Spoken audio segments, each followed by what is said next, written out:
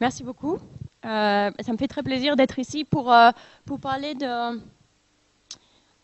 d'un travail joint avec Abhijit Banerjee, qui est en fait le dernier chapitre d'un livre, le 10e chapitre d'un livre qui s'appelle en anglais Poor Economics, repenser la lutte contre la pauvreté. Poor Economics, ça ne se traduit pas très bien en français, donc je lance aujourd'hui un grand concours de quelle est la meilleure traduction de Poor Economics en français, qui est un livre qui s'appuie sur nos travaux à nous, mais surtout beaucoup sur les travaux de l'économie du développement depuis au moins 15 ans et souvent plus, pour essayer de dépasser l'évaluation d'un programme par programme, pour réfléchir qu'est-ce qu'on a appris domaine par domaine sur la santé, sur l'éducation, sur l'épargne, sur le crédit, sur l'entrepreneuriat, sur une définition efficace, comment réfléchir à la politique publique contre la pauvreté et quelles sont les réponses possibles dans ces domaines, domaine par domaine. Et ce dernier chapitre dont je vais parler aujourd'hui part d'une question relativement, qui est pour moi une question existentielle. C'est est-ce que tous ces travaux finalement que j'ai pu faire toutes ces années ont été une perte de temps. Donc comme l'a dit François, je travaille essentiellement sur l'évaluation de programmes, d'actions extrêmement spécifiques, ciblées, de lutte contre la pauvreté, que ce soit l'éducation, la santé, etc. Et souvent, donc, il s'agit de les évaluer, aussi parfois de les concevoir, mais souvent on me pose la question, est-ce que ça sert à grand-chose de réfléchir au meilleur programme, puisque de toute façon, ce qui prime, c'est pas l'économie, c'est pas la technique qui est derrière de réfléchir à un meilleur moyen de mettre en place une éducation, un soutien scolaire dans les écoles. Ce qui prime, c'est le politique, c'est-à-dire la volonté de le faire. Et quand on regarde les grands événements qui se passent aujourd'hui dans le monde, il paraît clair qu'ils sont, pour une grande partie, des événements de nature politique. Et si quelque chose change dans le Moyen-Orient dans les prochaines années, ce sera le résultat de ces grandes commotions politiques, pas d'un nombre d'experts qui travaillent aujourd'hui ou qui ont travaillé depuis 10 ans sur l'Égypte. Bon, moi, je ne travaille pas sur l'Égypte, mais je travaille sur le Maroc, par exemple. S'il y a un très grand changement au Maroc qui se produit, ce sera le résultat de ce qui s'est passé en Tunisie, puis en Égypte, puis en Libye, si ça se déplace au Maroc, pas le résultat de ce que j'ai pu faire au Maroc. Donc, on a l'impression, on a souvent l'impression que les grandes évolutions sont le résultat de la politique, soit dans les pays occidentaux. Donc, par exemple, l'Égypte a reçu à peu près 2 milliards de dollars d'aide extérieure par an, en tout cas ces dernières années, surtout de l'aide militaire. Si on prenait ces 2 milliards de dollars et qu'on les donnait à chaque enfant africain, ce serait 20 dollars par enfant africain et, de moins de 5 ans et par an. Et donc c'est une décision finalement qui est politique d'allocation des fonds.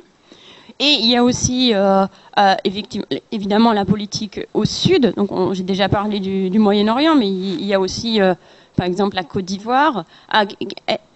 Quel bien ça ferait aux enfants de Côte d'Ivoire aujourd'hui de savoir qu'on pourrait améliorer leur vaccination en distribuant des moustiquaires imprégnés pendant les campagnes de vaccination. Pas grand-chose, puisque de toute façon, personne n'a aucune intention d'aller les vacciner pour l'instant. Donc, on me pose souvent la question, à quoi ça sert finalement? Tout ça, tout ce que vous faites, c'est complètement à la marge, c'est complètement marginal, en termes d'ordre de grandeur, ça ne se compare pas du tout à ce qu'on pourrait faire en étudiant la politique. Billy Sterling résume ça sur son blog. L'évaluation randomisée, donc ce que je fais comme travail, qui est de regarder vraiment l'effet de chaque chose les unes après les autres. Les évaluations randomisées ne sont pas possibles pour la plupart des grandes questions de développement, telles que les effets économiques des bonnes institutions ou les bonnes politiques macroéconomiques. L'adoption de l'évaluation aléatoire a conduit les chercheurs à réduire leurs ambitions. Donc ce dont je veux parler aujourd'hui, c'est si c'est le cas. Et en particulier, réfléchir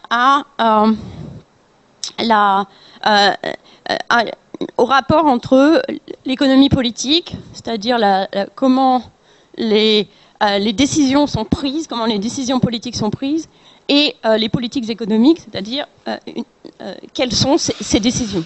Et quel est le rapport entre l'un et l'autre. Une position qui est dominante aujourd'hui, en tout cas parmi ceux qui travaillent sur l'économie politique, donc Acemoglu, Robinson, Tim Besley, Thorsten Persson, Svensson, etc., c'est que le politique domine. Ils définissent donc sans une bonne politique, sans un bon système politique général, pas de bonne politique publique, et inversement, un bon système politique général, de bonnes institutions conduiront au développement par le marché, l'équivalent du marché démocratique, au développement, à l'émergence de bonnes politiques publiques. Donc c'est un argument qui est l'argument central d'un nouveau livre de Daron Acemoglu et Jim Robinson, qui s'appelle Why Nations Fail. La réponse à Why Nations Fail, c'est parce qu'elles ont des institutions horribles. Voilà. Donc les institutions qu'on appelle les institutions en majuscules, les grandes institutions, les droits de propriété, le système politique, c'est-à-dire est-ce que c'est une démocratie ou pas une démocratie, sont pour eux et pour tout ce courant institutionnaliste les leviers principaux de la réussite des nations. Et malheureusement, la suite de l'argument, c'est que ces institutions sont extrêmement lourdes et extrêmement difficiles à modifier.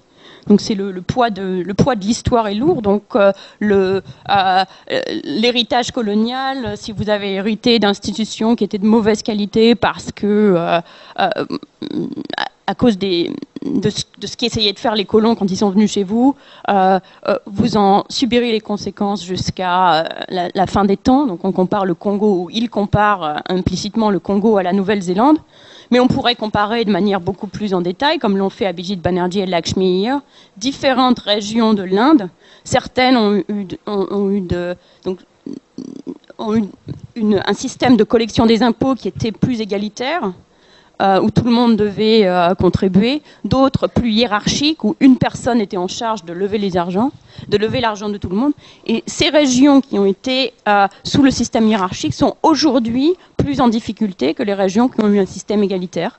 Il y a plus de révoltes sociales, il y a plus d'inégalités, les régions sont moins productives, les barrages ils sont plus pernicieux, les effets des barrages ils sont plus pernicieux, etc. Et donc c'est un exemple. Un autre exemple, le travail d'Élise Huillery sur les régions en Afrique, qui est un autre exemple de persistance de l'histoire, qui ici est la persistance des fonds. C'est-à-dire si l'administration coloniale a dépensé plus en santé, aujourd'hui la santé sera meilleure. Si elle a dépensé plus en éducation, aujourd'hui l'éducation sera meilleure. Donc là,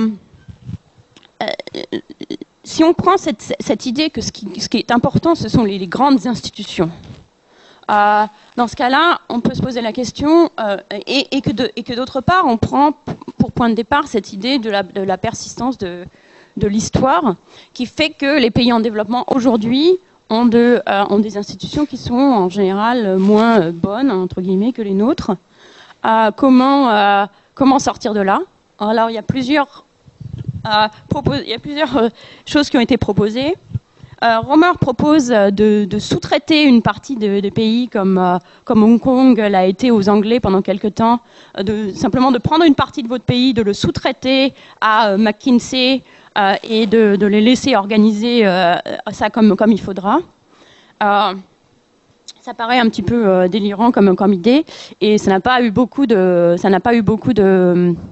preneurs jusqu'à maintenant, ni de la part des pays. Mais ils en ont quand même trouvé un. Et ensuite, quand ils en ont trouvé un, en fait, ils n'ont pas trouvé quelqu'un qui voulait de fait investir et prendre le pays, prendre la responsabilité du pays. Donc pour l'instant, ça n'est pas allé très loin. Et la raison, effectivement, c'est qu'on se dit qu'il est assez peu probable qu'un pays ait envie de donner sa souveraineté ou même de prêter sa souveraineté à un autre pour une période donnée. Et donc, on passe à l'étape suivante, c'est que si vous ne pouvez pas améliorer vos institutions vous-même, parce que c'est quand même difficile à cause du poids de l'histoire, on peut le faire pour vous, si nécessaire, en vous envahissant.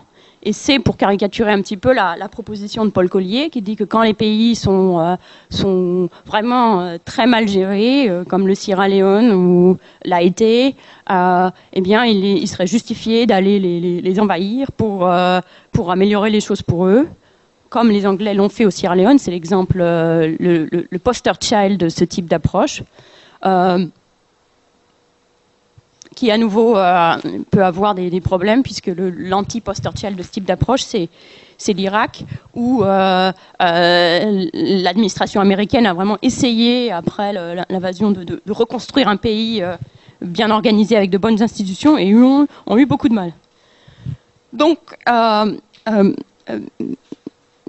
on peut dire, étant donné, en contrario avec ces deux approches, on peut se dire non, ça ne va pas marcher, donc il ne faut pas essayer de faire quoi, rien n'est possible. C'est l'idée, donc c'est à l'opposé de Collier, celui qui s'oppose le plus à Collier, donc c'est Bill Easterly, qui dit que tout ce qui est possible, c'est la liberté. Il faut laisser les gens se développer, il faut laisser les pays se développer selon leur propre voie idiosyncratique. À la fois les pays et les gens, et la liberté ne s'impose pas, donc il n'y a vraiment rien à faire, il suffit d'attendre. Asimoglu et Robinson sont plutôt du côté d'Easterly, qui est de dire finalement oui, on ne peut pas faire grand-chose, ça ne peut pas être provoqué, et les changements d'institutions, de grandes institutions, sont très rares.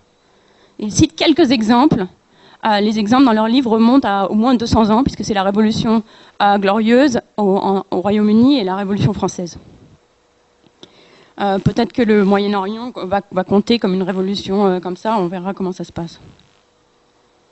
Donc, quand on regarde cette littérature, c'est une littérature qui, si on n'a pas envie d'accepter l'optimisme de Paul Romer, qu'il est possible que les pays vont simplement vouloir se louer à d'autres, c'est une littérature qui est extrêmement pessimiste, puisqu'elle nous dit qu'on est complètement contraint par des grandes institutions, et on ne peut pas les changer. Donc, est-ce qu'on en reste là et on dit, bah oui, c'est bien dommage, il n'y a que la politique qui compte, et en plus, on ne peut rien y faire, donc il n'y a pas grand-chose, il suffit de travailler à d'autres problèmes. Les problèmes de développement, finalement, ne sont pas des problèmes qu'on puisse vraiment résoudre. Il suffit d'attendre et de voir où ça va se passer, comment ça va se passer. Ou est-ce qu'il y a une possibilité d'action à la marge? Ce que je vais essayer de faire, évidemment, peut-être pour justifier mon existence, puisque c'est une question existentielle pour moi, c'est de montrer qu'il y a énormément de possibilités d'action à la marge, à l'intérieur de ces systèmes, que ces systèmes ne sont pas si contraignants que cela. Et je vais le faire en 3 temps, parce qu'on est en France. D'abord, de montrer que le jeu politique lui-même n'est pas si contraint que cela par les grandes institutions. Il l'est, effectivement, mais même à l'intérieur des grandes institutions, il y a énormément de marge de manœuvre. C'est-à-dire qu'on peut parler d'un pays démocratique dans lequel on peut encore améliorer énormément le fonctionnement de la démocratie, par exemple, ou au contraire d'un pays qui n'est pas démocratique, dans lequel on peut quand même améliorer le fonctionnement de la vie civile de tous les jours. Donc ça sera le premier temps. Le deuxième temps, c'est que les politiques économiques ne sont pas entièrement subservientes de l'économie politique. À nouveau, des deux manières, c'est-à-dire il peut y avoir de bonnes politiques dans des mauvais pays, entre guillemets, mais plus encore, il peut y avoir de mauvaises politiques dans de bons pays. Il y a peut-être la masse de manœuvre est beaucoup plus large là, et elle est certainement très large. Troisième temps, j'essaie de montrer qu'on peut souvent inverser la proposition, en fait, et que de bonnes politiques économiques peuvent peuvent rebondir sur une meilleure économie politique, c'est-à-dire sur un meilleur fonctionnement des économies au jour le jour. Donc c'est là qu'on va.